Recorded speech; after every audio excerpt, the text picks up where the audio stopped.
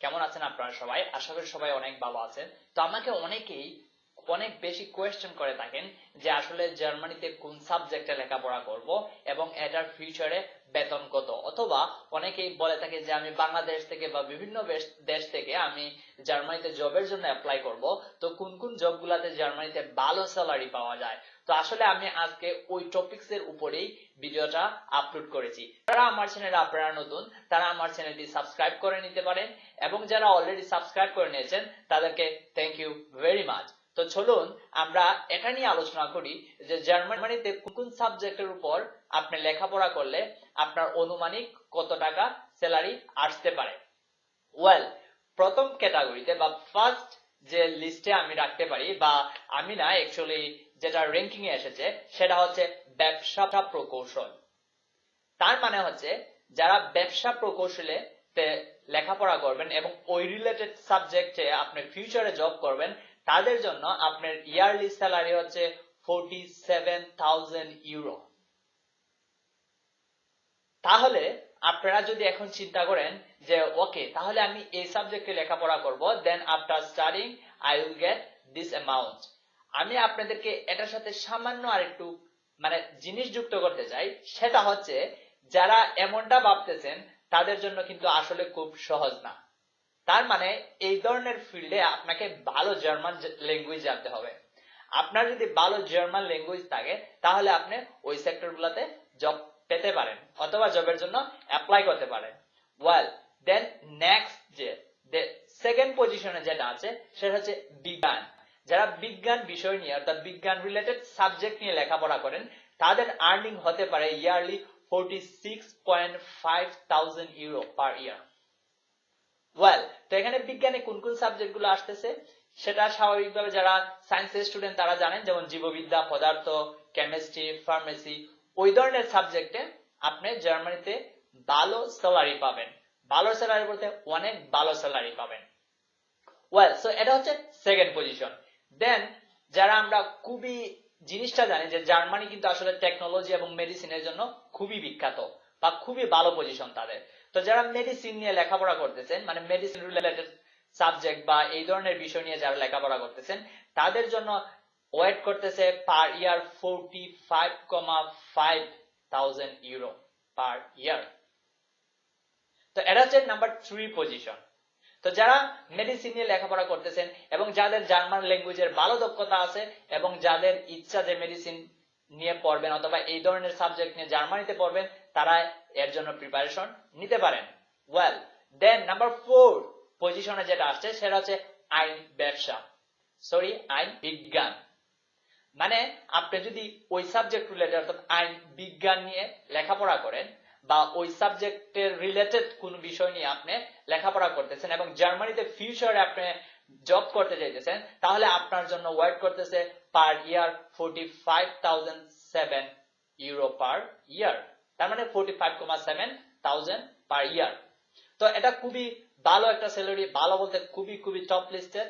এবং নেক্সট যেটা আসতেছে, যেটা আমরা অনেকেই জানি বা অনেকে বাংলাদেশে বা ইন্ডিয়াতে এই ধরনের সাবজেক্টের লেখাপড়া করেন, সেটা প্রকৌশল বিজ্ঞান।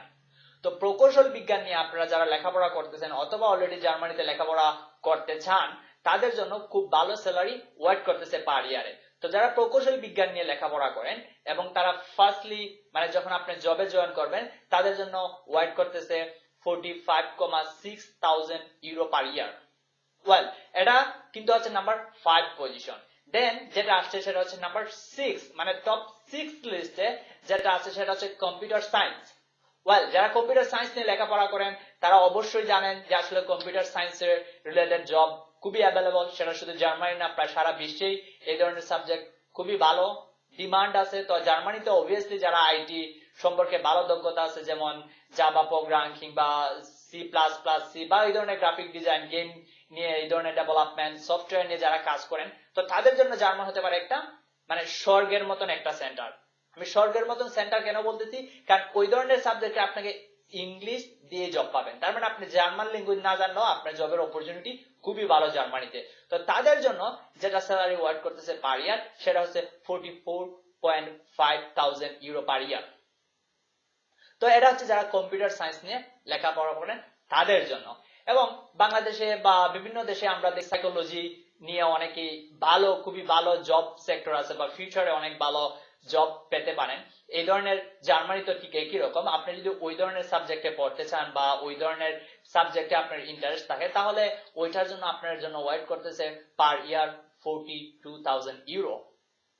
ওয়েল দেন আমি নেক্সট যে স্টেপটাতে যাব, যেটা বেশিরভাগ স্টুডেন্টরাই এই ধরনের মানে সাবজেক্টের রিলেটেড বা এই ধরনের সাবজেক্টগুলো বেশি পড়ে থাকে, সেটা হচ্ছে যেমন ব্যবসা বা ইকোনমিক্স, ওই ধরনের সাবজেক্ট যেগুলো আছে সেটার জন্য আপনি জার্মানিতে অ্যাপ্লাই করতে পারেন জবের জন্য। তবে এই ক্ষেত্রে আপনাকে ভালো জার্মান ল্যাঙ্গুয়েজ জানতে হবে, কারণ সেখানে যদি আপনি জার্মান ল্যাঙ্গুয়েজ না জানেন তাহলে হয়তো আপনি অনেকের চেয়ে পিছিয়ে থাকতে পারেন।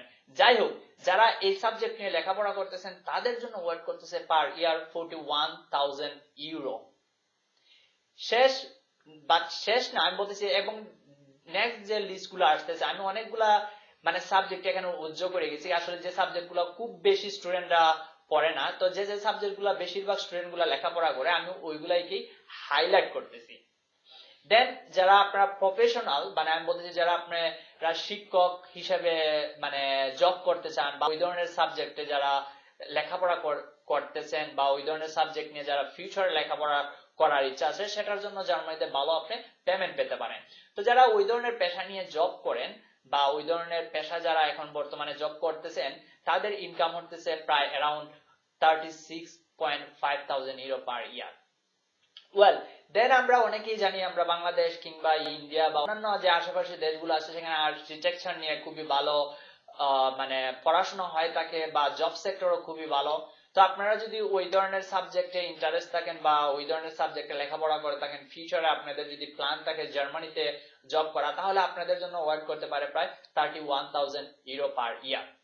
এবং নেক্সট মানে আমি যেটা বলতে চাইতেছি, সবচেয়ে লাস্ট লিস্টে আমি যেটাকে রাখতে চাই, যদিও এটা লাস্ট নয়, এর চেয়ে আরো অনেক কিছু আছে, বাট আমরা যে সাবজেক্ট গুলা পড়ে থাকি বা যাদের খুবই আগ্রহ, যেমন ডিজাইন নিয়ে, হ্যাঁ অনেকেই দেখা যায় বাংলাদেশে খুব ভালো ভালো ভালো ডিজাইন করেন, খুব ভালো ভালো আর্ট করে থাকেন, যদিও তাদের খুব ভালো স্যালারি বাংলাদেশে পেমেন্ট করে না।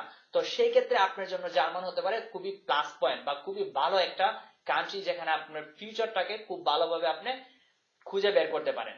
তো যারা ডিজাইন নিয়ে মানে কাজ করেন বা ডিজাইন নিয়ে ফিউচারে জব করার প্ল্যান আছে, তাদের জন্য জার্মানি আপনাকে প্রায় অ্যারাউন্ড পে করবে 30,000 ইউরো। আসলে এই যে কনফিগারেশনটা আমি আপনাদের সামনে এতক্ষণ তুলে ধরলাম বা বললাম, সেটা হচ্ছে অ্যারাউন্ডলি। তো ফার্স্টলি যখন আপনি লেখাপড়ার পরে জব করবেন, তখন আপনার ইনকামটা বা ফার্স্ট জয়নিং এর যে স্যালারিটা, সেটাতে খুব ভালো দিবে তা না, তারপর আমি যেটা বললাম সেই স্যালারি গুলো আপনি ফার্স্টলি পেতে পারেন। হয়তো কিছু মানে সামান্য 19-20 হতেই পারে, ডেফিনেটলি সব কোম্পানি, এটা ডিপেন্ড করে আপনার কোম্পানির উপরও। অনেক ভালো ভালো কোম্পানি আছে যেখানে আপনি স্যালারি ভালো পাবেন, এবং আপনার যখন কাজের এক্সপিরিয়েন্স থাকবে, যেমন 1 বছর 2 বছর 3 বছর 5 বছর, এভাবে যখন আপনি একটা কোম্পানিতে জব করতে থাকবেন, আপনার কাজের অভিজ্ঞতা থাকবে, কোম্পানি যখন দেখবে যে আপনার দ্বারা কোম্পানি মানে লাভ হচ্ছে, তারা বেনিফিট পাইতেছে, দেন আপনার স্যালারি অবভিয়াসলি তারা বাড়িয়ে দেবে। এবং জার্মানিতে একটা ল আছে, আপনার নির্দিষ্ট কয়েক বছর জব করার পর অন্তর অন্তর আপনার স্যালারি তারা বাড়িয়ে দিবে। তো আশা করি যাদের এই কোয়েশ্চেন গুলা ছিল, যারা আমাকে কমেন্ট করছেন ইউটিউবে, আমি আশা করি তাদের এই প্রশ্নের আনসার গুলা পেয়ে গেছেন। তো আপনারা যদি আপনার প্রশ্নের আনসার পেয়ে থাকেন, ডেফিনেটলি আমার ভিডিওটা একটা লাইক করতে ভুলবেন না, আর আমি খুবই উপকৃত হব আপনারা যদি আমার ভিডিওটি শেয়ার করে আপনাদের ফ্রেন্ডদের মধ্যে ছড়িয়ে দেন। আর যারা আমার চ্যানেল সাবস্ক্রাইব করেননি, তারা সাবস্ক্রাইব করতে ভুলবেন না, কারণ না হলে আপনি নেক্সট খুবই ভালো একটা ভিডিও মিস করবেন। তো সেই পর্যন্ত আপনারা ভালো থাকুন, সুস্থ থাকুন, আশা করি দেখা হবে নেক্সট টিউটোরিয়ালে।